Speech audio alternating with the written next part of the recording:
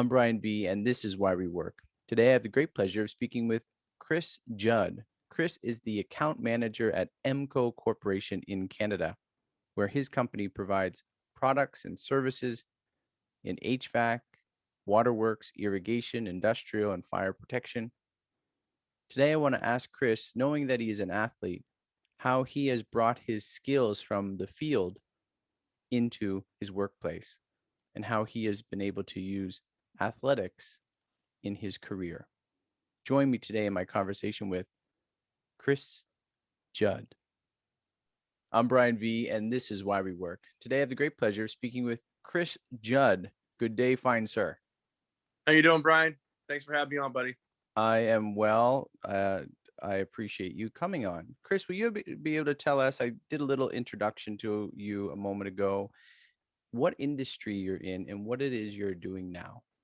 Currently, I work in I work for a wholesaler in the construction industry.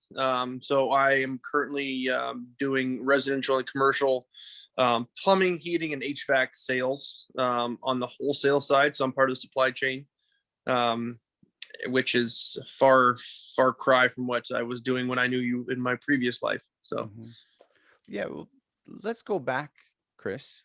What would have been, and knowing that you're from California, maybe the answer comes in California. What was your very first job, even as a kid, selling lemonade, whatever you do in Cali? My very first job was we have a local Parks and Rec, and so there's a gymnasium there. There's always adult league basketball. So my very first job was a scorekeeper for this adult basketball league at our local Parks and Recs called Lomita Parks and Recreation. And Lomita is where I was born and raised. So I think I was 12 or 13. And funny story, that's actually kind of where I got to know Jeff Cummins, because he used to come home playing the CFL. Exactly, Coach Cummins. He would come home from playing the CFL, playing in these adult leagues. And he and his brother were running the courts, and I was a scorekeeper at that time as a 12, 13-year-old kid, just trying not to mess things up so these dudes didn't get all angry. Was he good then? You know what? Jeff Cummins, he might even tell you he was better. He always thought he was better at basketball than football. Yeah. But, he obviously had a football body. So that's what stuck. Man. So what was your motivation to get that at 12? Were you just hanging out at the courts? Did you enjoy ball yourself? Yeah, I was a gym rat. My first love was basketball.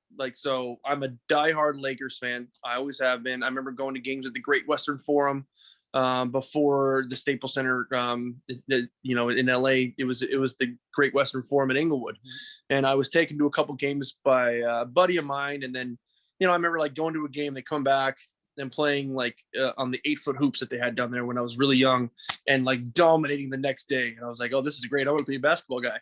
And so I would, I'd leave school, or I'd come home from school, I'd go right to the gym, and I'd start playing basketball. So I was always there.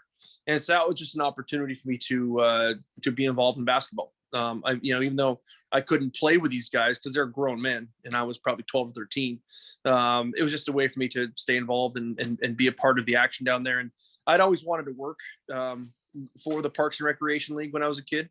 But I obviously at 12, 13, you can't do that. So I don't even really know how this was legal, what they're doing me then. But that's why I wanted to be involved, and I love basketball. As you ventured up into high school, was there a couple of other jobs that you had as well? No, my wife still gives me a hard time to this day about how much my mother enabled me to not do anything. So I didn't have a job until after I graduated high school. I played 3 sports throughout my whole high school career. So all 4 years I played baseball, basketball, football. And then the summer times it was, summer basketball, summer football. So I was constantly busy and doing stuff with sports. Don't get me wrong. That's not why I didn't have a job. There was time for a part-time job built in there, but I was really motivated to do those sports. And my mother did not make me get a job like most folks who were in high school. Their parents tell them to go get a job. You got to think of that though too. It's by being in 3 sports, especially, you were learning some work ethic there that, although it wasn't a job, has proven to be beneficial for your career. There's a question I have about that later on, but for someone to razz you to say, well, you didn't work, you're enabled, but you were working hard too. It wasn't all fun and games.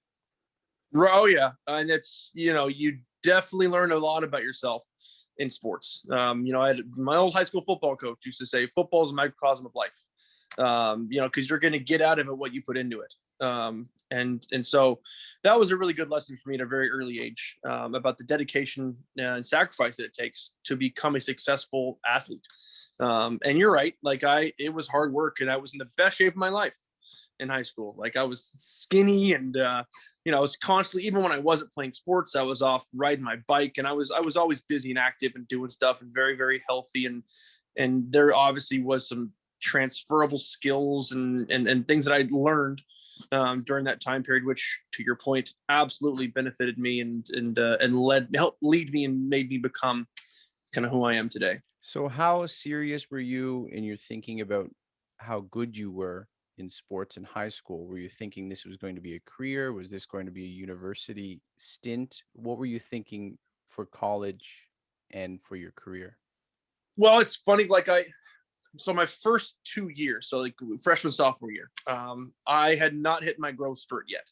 So I was a little runt. I was, 5'7", 5'8". Even my grade 10 or my 10th grade year, I was only like 5'8". But I happened to be my brother was the starting quarterback for the varsity team, and and football is always the first sport in the of the school year.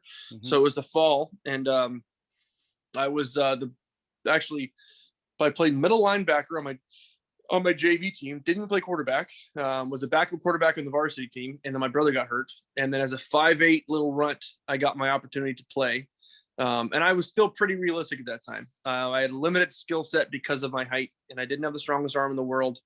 It wasn't really, I would say, until probably, not even my junior year, probably my 12th grade year, where I was like, there might be an opportunity here. And it was in football, I would have loved to have been able to excel in basketball, but I didn't have the skill set. I was not the athlete needed to be a 6'2.5", 6'3" guard. Yeah, I don't have that skill set to play basketball. So I focused on football, and I thought there might be an opportunity to earn a scholarship and get a free education. Like, I didn't think there would ever be professional sports.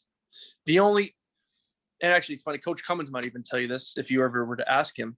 Long snapping, which is a very specific skill in football, was the only opportunity I really had to probably do anything at the professional level, because it's very specific. And my uncle Bob and Uncle Charlie were both centers. Like, they're both linemen, and they both taught me how to long snap because they both long snap for their team. So I've been long snapping for as long as I can remember. And I was pretty darn good at it.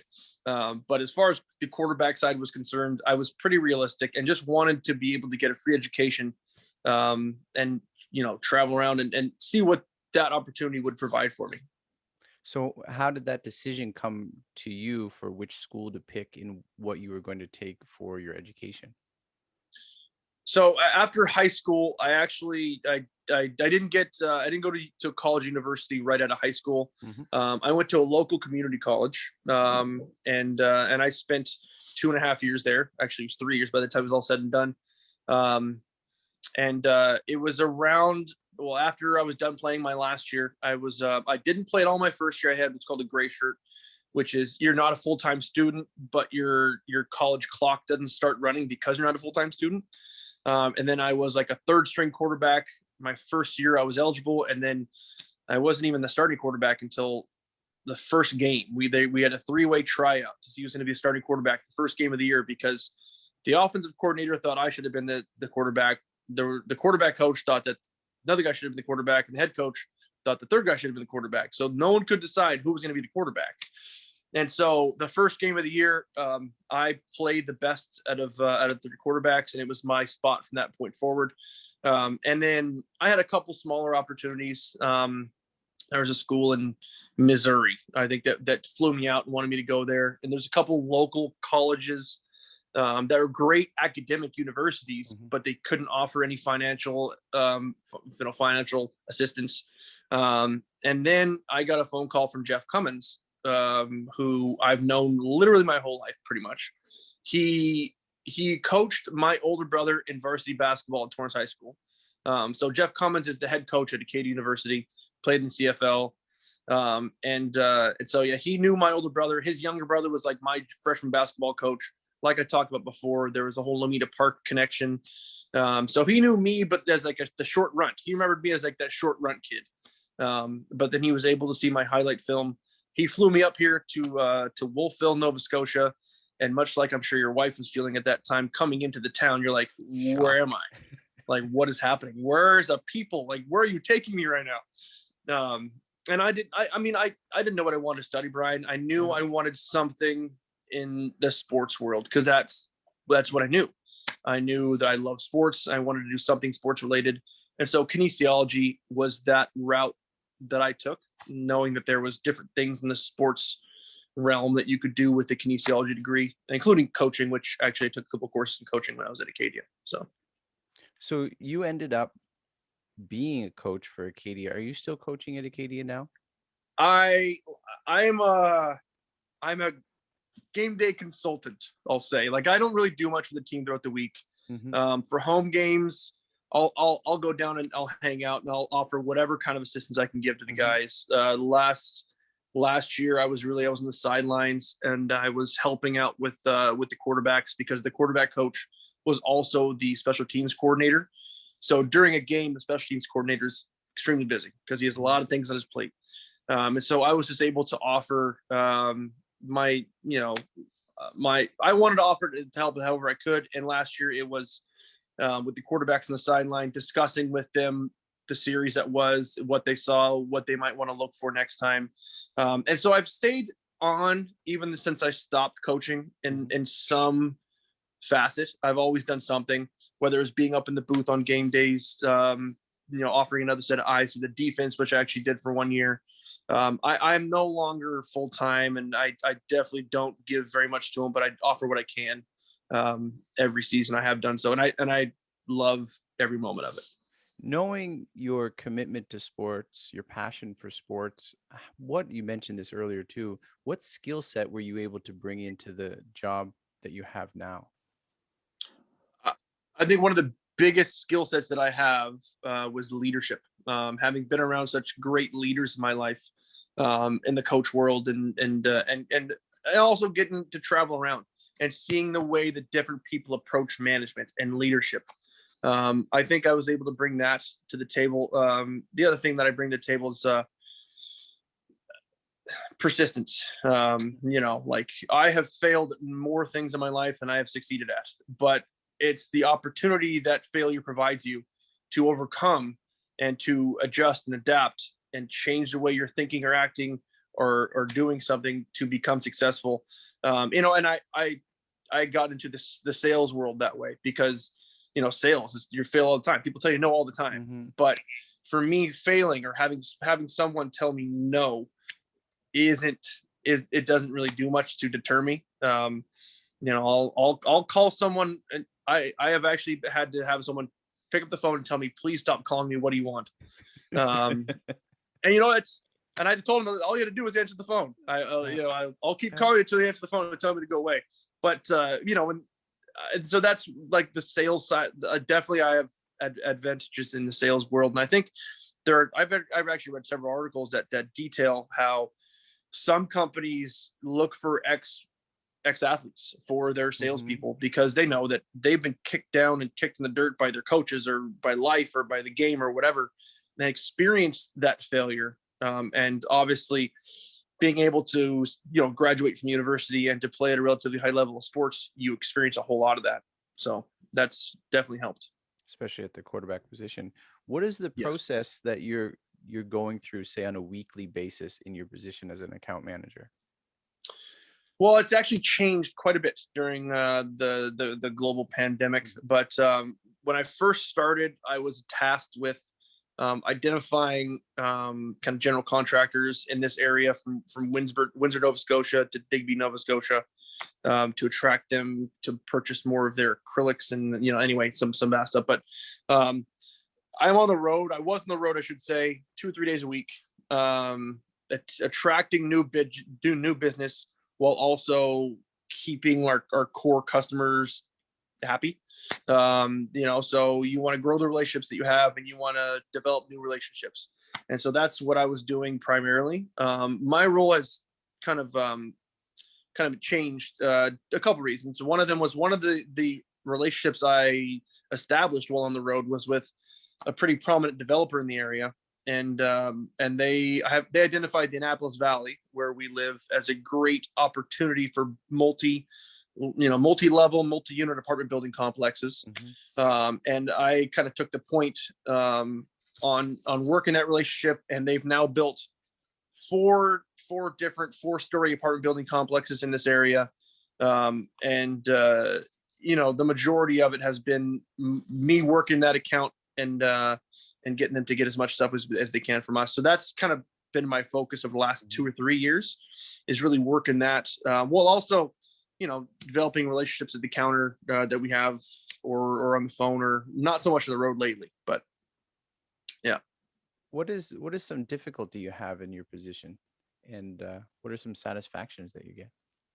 Difficult, like I'm the point of contact for a lot of people. So there's a lot, there's, just like get anything, there's a whole lot of when mistakes are made, I'm the first call that people want to talk to. I'm the first call that they want to make. And that could be difficult at times, because I gotta eat crow quite a bit. And that is what it is. So that's one of the difficulties. Another difficulty, obviously, is a whole new position. Like I currently, like, I sell, like plumbing fixtures and heating appliances, and I knew nothing about that. So there's been a steep learning curve with that. But like, I remember when I first started, I would go home at night, and pre-children, of course, but I would come home and I would get on YouTube and try to figure out, okay, what am I selling? I don't know what I'm selling right now.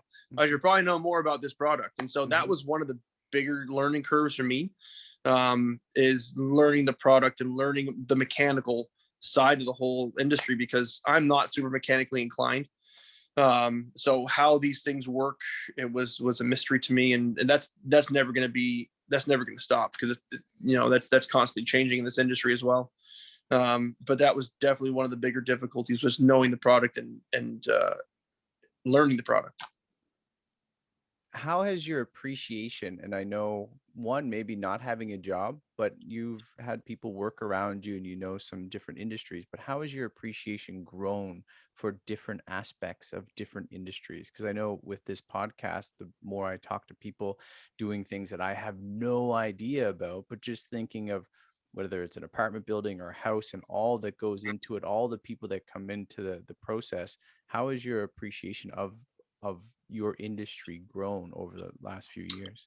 Oh, exponentially.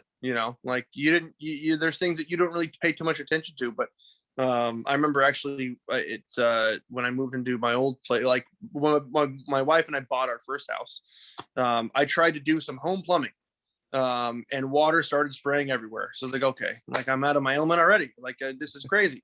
So, between that and then like when a new house is built, you didn't really pay too much attention to it. Like, you see wood, you see plaster, drywall, that stuff, but there's so many different components to it. The heat, from the plumbing to the heating to the ventilation to the HVAC systems, and all the different aspects to go into it. And each one of those is a specific trade, that has years of training on that one system.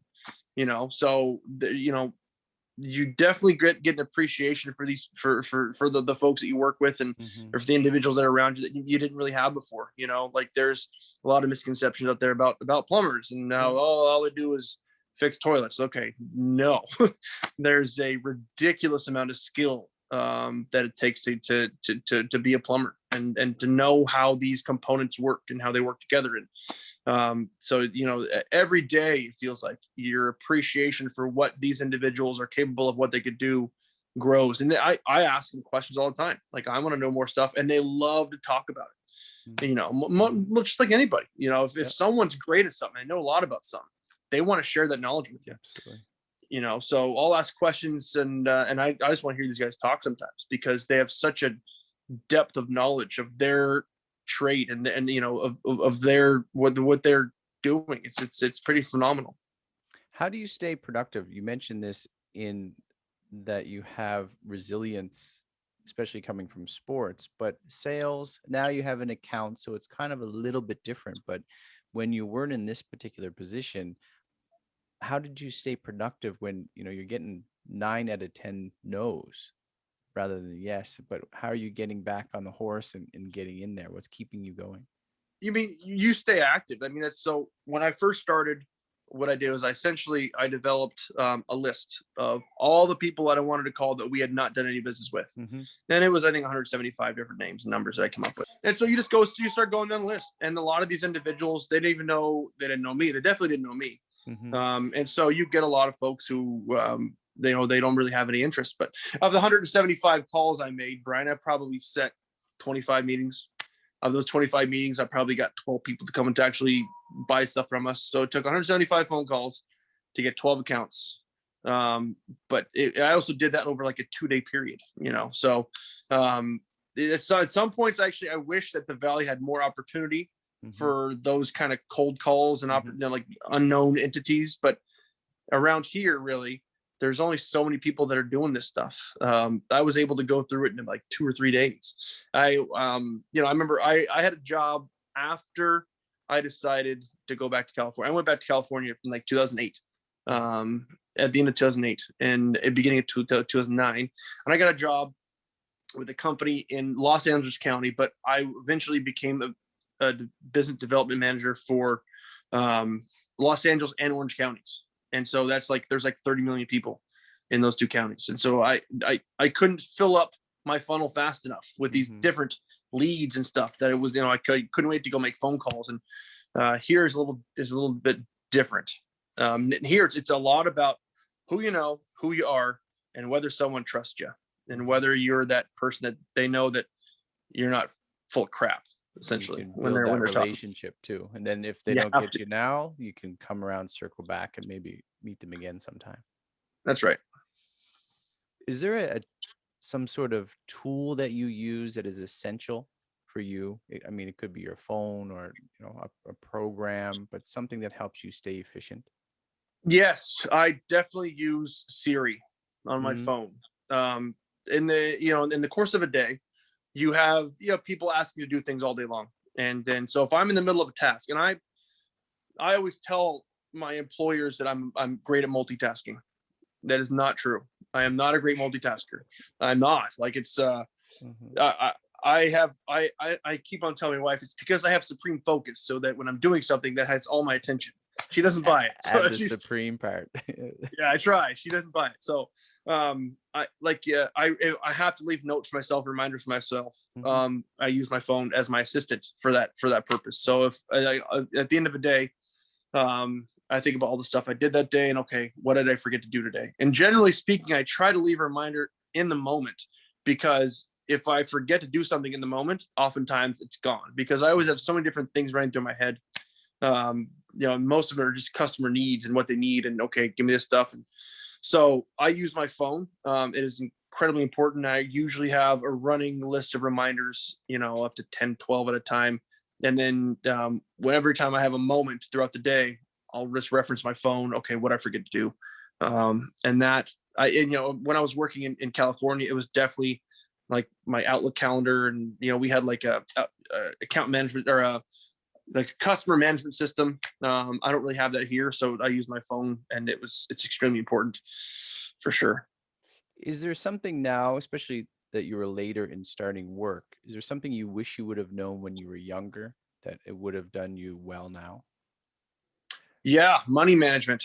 That's what I wish I'd known when I was younger. It's the value of a dollar. Like I was, again, like going back to my mother, God love her. She knew that when I was coaching football at Acadia, I wasn't making any money, but I was chasing that dream. But I probably chased a little bit too long, honestly. And then, I let my finances kind of get away from me quite a bit with regard to student loans and stuff. And it took my wife to kind of get me back on track, to figure out, okay, at the end of the day, you got to get this going, because we have a family. And so she got me back on track, and we're now doing much better. But money management and understanding mortgages and I didn't know any of that stuff. And I'm learning on the go. Like we have, obviously we live in this house here, but we now have 2 rental properties in Wolfville that we own. And so I'm learning on the fly with those, trying to make those as lucrative and productive as possible. Thinking about this even now, like a business degree is probably something that I probably should have got into, but hindsight's 2020. Like, had I known that this is what I'm doing, obviously business would have been the better fit. But like I'm still constantly trying to learn that side. And then, as an account manager and, my boss will tell you, essentially he's grooming me to take over for him. And so EMCO is a great corporation because it allows each one of the locations to operate as their own business. It's like a franchise, but not a franchise. So we decide how everything goes. We're running our company the way we see fit, which is great. And so I'm able to see kind of the underbelly of that, and I see behind the curtain and how the business is run. And then you see return on investment and gross profit margins. And so it's great to see that side of that side. But if I had an earlier start with that side of stuff, I think I would have had a leg up for sure. I don't know if it's the mission statement, but it's a vision of EMCO for you to be working in teamwork and have trust, fairness, and for everyone to care. So I thought, knowing you, that this would be a good fit. It is, and there's the core values essentially that you're describing when it comes to EMCO, and that's very much what it is. It's they like to create that that teamwork, that family. They're always seeking to find what they call their dream team at each location, and it's essentially just finding like-minded individuals who have the same goal. Which is honestly to be as profitable as possible while also developing relationships, deep relationships and partnerships. That's what EMCO is really all about with our customer base, is developing partnerships, and knowing that, you're going to be loyal to us and we're going to do as much as we can for you to make sure that you're, the best contractor or company or whatever that you can be. We want you to get that. And our job is to help you get there. So it's a very cool company. Loyalty and the idea of character. What character trait have you found to be essential in your business? Honesty, and I think it's honesty, whether or not it's what someone wants to hear or not. I think just being honest with someone is the best bet. And maybe that's a hard truth that you're going to be telling this person. But it's better to be able to deal with it in the moment, and then, okay, no, what's plan B, as opposed to, like not telling them. Like, in fact, one of the other core values of EMCO is straight talk. And that's kind of what that is, you're going to tell this person how it is, and you're going to help them figure out something out if it's not what they want to hear. But I definitely think that honesty side of it, and integrity, a lot of, I've always thought of myself as an honest and high integrity person, and this company really it's been suiting that those 2 character traits for sure for me. Where is, now coming out of education into a career, where do you, or how much do you value education, say, for the listener, whether it's formal or informal? You mentioned maybe in hindsight you would have taken something differently. So thinking of where you rate education and the need for it as people consider their careers, but also exercise. Where is exercise in your life nowadays? Well, exercise is usually throwing my kids in the air as far as high as they can go. That's about the only exercise I get these days. That and shoveling snow. It's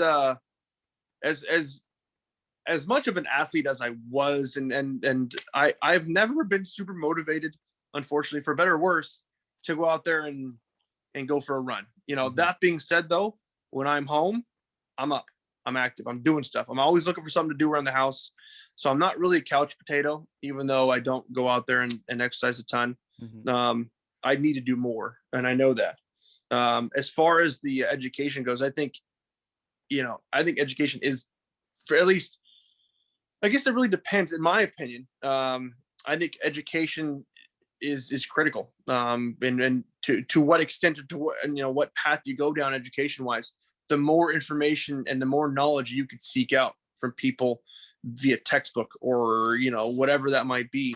It's just going to help you grow as a person, and it's going to challenge your beliefs. That's what I think university taught me the most. I remember Ann Dodge was my kinesiology professor my first year at Acadia, and she called me on my crap all the time, and it was great. Like I would come up with something, or I didn't even say come up with something, but I would ask for something, and she'd say, "You're not special. Why am I going to give that to you? You're not going to get any more treatment or any different treatment than anyone else in this class. So get your shit done and hand it in on time." Pardon my language. I'm sorry. But she, in the moment, like I was like, "What is this woman's problem?" She is now like one of my references. I love her because she didn't put up with my crap, and she gave it to me straight, and really, I think, helped to mold me into understanding that, yeah, I'm not special. I shouldn't get any preferential treatment.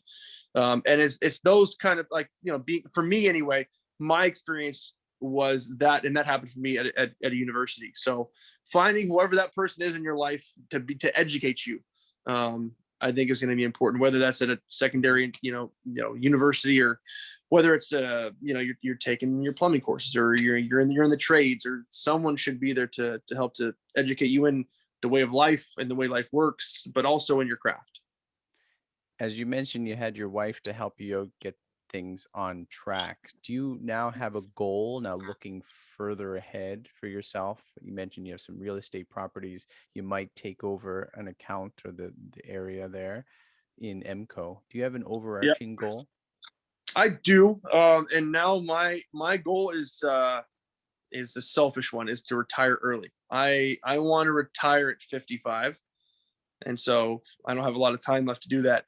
But in addition to that, because I know that if I'm in a position financially, and my wife allows me to retire at 55, that means that financially we're doing okay. That means that my children are going to be okay. That means that they're going to have their education paid for. That means that we're going to try to get them that opportunity to be successful in life as well. And obviously I would never retire sacrificing that ability for my children to do that. But if I know that, okay, if I retire early, that means that I did things right, and it took me a little late start in life to get there. That means I'm doing things correctly, and that we're taking the correct steps financially to be where we need to be, to allow for that opportunity. Because I'd love to be able to golf every day. That's what I want to do. I would golf every day. With COVID, I've been home with my dear wife a lot since 2019 in December, because I have a lot of vacation time, but now because we get to teach online. So if I retired early, I think we would kill one another. Well, I think, that's an unfortunate side effect of the pandemic, because I believe that the divorce rate spiked. It's because you're spending a lot more time with your loved ones. So it's hopefully you like the person you're living with. So the idea of my wife will probably not let me retire at 55, even if we could. Yeah. It's okay. You just got to have her take up a sport with you if you're into that, or whatever you're into. Yeah. Help to get her involved with that. Deep sea diving or something. I don't know. There you go. Is there anything that people do not understand about you, Chris, or your industry that you would like them to understand so they can have a better appreciation of the work that you're doing? I think just something I touched on earlier, just how many things that we were involved in. It's residential new builds, it's residential renovations. It's essentially anyone who's ever had a plumber or a heater come into their house, or a heating technician come into their house. I think it's funny because everyone always expects everyone that, like, if you need something to fix something in your house, you should have that in stock. Like, why don't you have that thing there? They always come to us for that stuff. And so the supply chain, I think, is something a lot of folks don't quite understand. And the reality of the world right now is supply chain is about to have some serious problems. There's some slowing that's happening, and we're going to see some really big lead times on getting product to us, and we're the supplier. So I think things are going to turn a little bit in that regard. Is there a particular reason why that's going on? Is it just COVID slowing things down, or is that political? COVID's a big part of it. The cost of raw materials is also skyrocketing, like steel and wood, and it's going insane.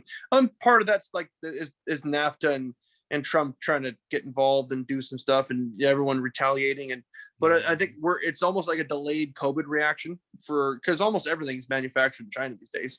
That's just the way it is, and so everything's being slowed down. And we didn't really see it at first, but now we're starting to see a backlog. And things are starting to get to the point where, something that we used to have to wait for 2 or 3 weeks to get, we're now having to wait 2-3 months. And we keep hearing word that that's going to become more and more of an issue moving forward. Hopefully not in the distant future, but definitely for the near future. And not that has any importance in a lot of folks, but it will have an impact for many folks. Like anyone who has anything plumbing, hopefully nothing breaks down, plumbing, heating, or ventilation related, that's going to be tough to find because it's going to start to slow down a little bit.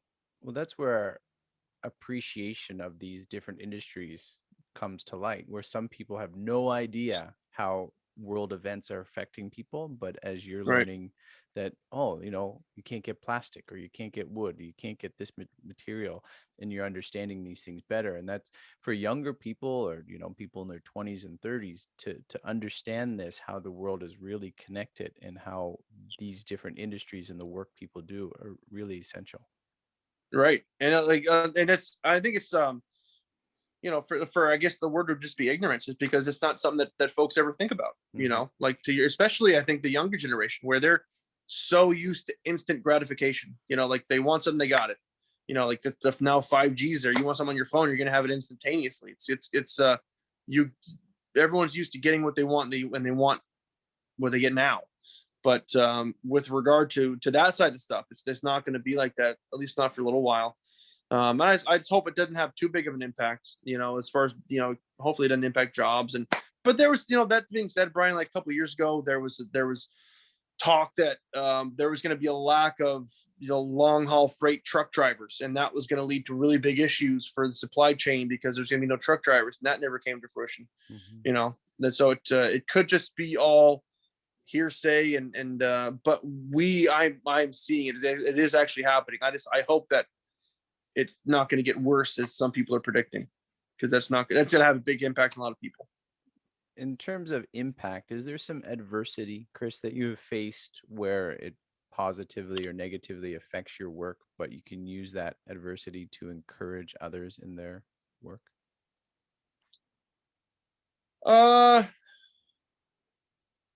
Yeah, yes. I mean, there's I don't know.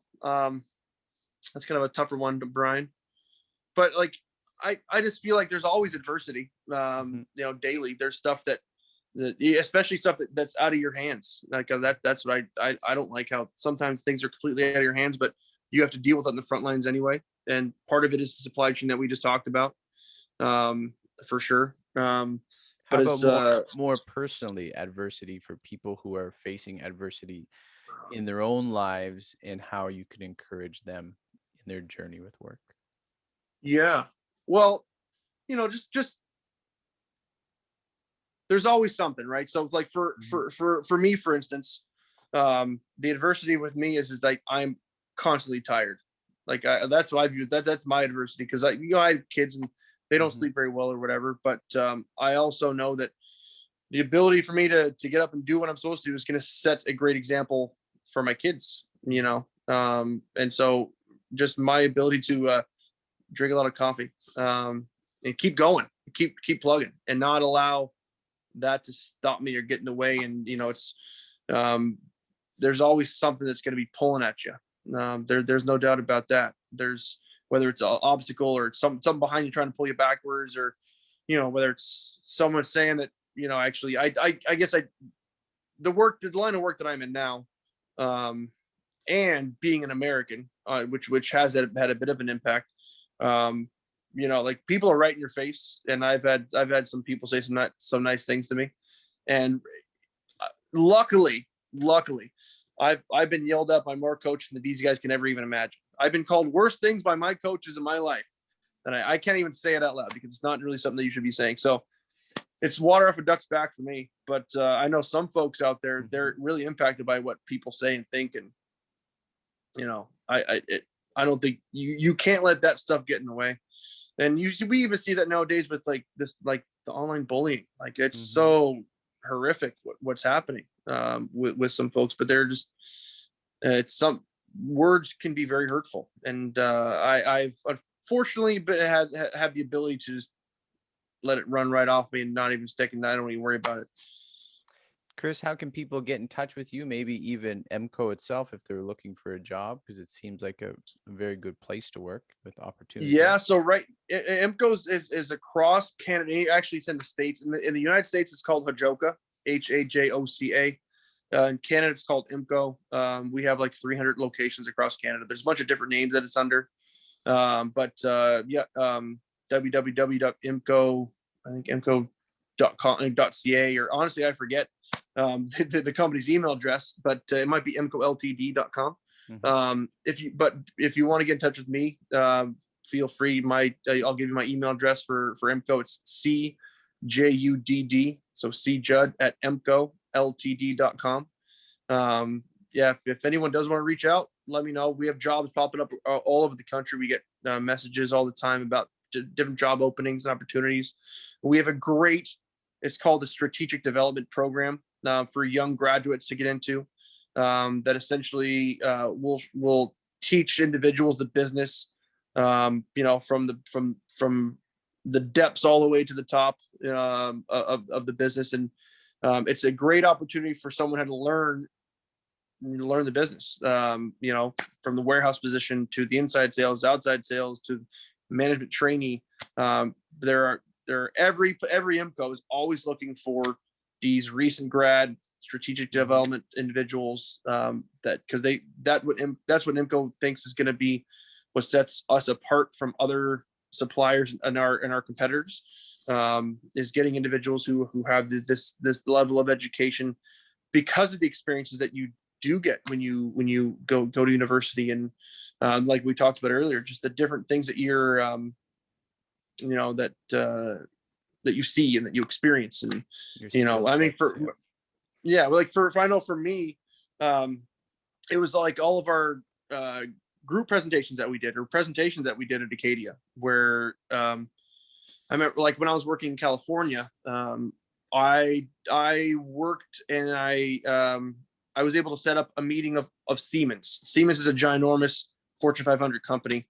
I set up an organization and a meeting of 25 of the biggest decision makers for Siemens on the West Coast of the United States, all in one room. And I was out of my depth. I didn't know what I was talking about, but we had our CEO in the room with me, and I was able to stand up in front of these people and give them a presentation. And he asked, like, where did that come from? Like, how do you have, like, what did you learn that taught you how to do that? I was like, honestly, it was being at Acadia and being in these small class sizes and these group presentations. And you always have to stand in front of people and present. And so I told him Can't you remember those? Can't you specifically remember? I said this the other day on my podcast. My first one was with Kathleen Martin James, in a group of about 40 people, Communications 101, Alexander Keats. Those who like it a lot. That was my first one. I was shaking. My second one I played Bob Marley in the background and said, legalize it, don't criticize it. And I handed out zigzags to all the students. But now I'm a teacher. So right. But I remember specifically those instances at Acadia of just standing up, and that's what you're saying, of bringing that into the workplace. Right. Yeah. Maybe there's my topics, but no, it's great. Like, it's there's a number of small universities out there. They're going to offer that same thing, but I'm sure in larger universities, you're going to get a different skill set that you would have developed. Right. So I think no matter where you go or what you decide to do, there's going to be things that you could bring to the table that you're going to be able to learn. And that's what it's all about. One final question, Chris. Why do you work? I work to provide a better life for my family. That's why I work. Before my previous life, I worked football. I did what I did because I was passionate about it, because it's something that I wanted to reach the top echelon, the top level. And now all I've done now is I have a family. And so I'm making less selfish decisions. I'm doing the same thing in my industry now. I want to be able to provide the best for my family. And I know to do that, I need to master my craft. I need to be the best at what I do. Even though there's talks about me being the next in line at my position here locally, I want to be my boss's boss. So that's why I work, because I want to be able to provide those things for my family and to challenge myself and to be the best.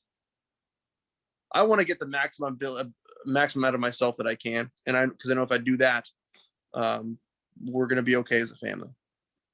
Chris Judd, account manager at EMCO Corporation. I've appreciated your time and I appreciate the work that you do. I appreciate that, Brian. Thanks for having me, buddy. Anytime. It was great. I appreciate it. I'm BrianVee, and thank you to Chris. Great guy, working hard to support his family. Please subscribe, share, hit the notification button, the like button, what have you. You can find me on any podcast host, whether it's Spotify, Apple, Google, Stitcher, any of them. If you would like to be a guest on my show, or you know someone that would bring value to it, just email me at whywework brianv@gmail.com. Thank you again. I'm Brian V, and this is Why We Work.